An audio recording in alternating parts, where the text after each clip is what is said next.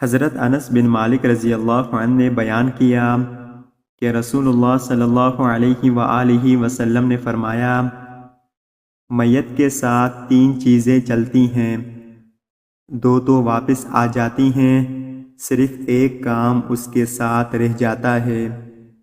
اس کے ساتھ اس کے گھر والے، اس کا مال اور اس کا عمل چلتا ہے۔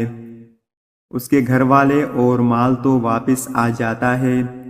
اور اس کا عمل اس کے ساتھ باقی رہ جاتا ہے۔ حضرت ابو ہریرہ رضی اللہ عنہ سے روایت ہے کہ نبی کریم صلی اللہ علیہ وآلہ وسلم نے فرمایا، جنت میں جو بھی داخل ہوگا اسے اس کا جہنم کا ٹھکانہ بھی دکھایا جائے گا کہ اگر نافرمانی کی ہوتی تو وہاں اسے یہ جگہ ملتی تاکہ وہ اور زیادہ شکر کرے، اور جو بھی جہنم میں داخل ہوگا اسے اس کا جنت کا ٹھکانہ بھی دکھایا جائے گا کہ اگر اچھے عمل کیے ہوتے تو وہاں جگہ ملتی تاکہ اس کے لیے حسرت و افسوس کا باعث ہو۔ حضرت ابو ہریرہ رضی اللہ عنہ سے مروی ہے،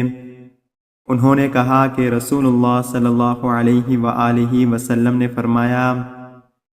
2 خوبیاں منافق میں جمع نہیں ہو سکتیں، عمدہ سیرت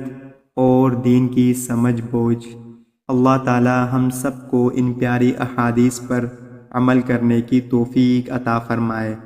آمین یا رب العالمین۔ السلام علیکم ورحمۃ اللہ وبرکاتہ۔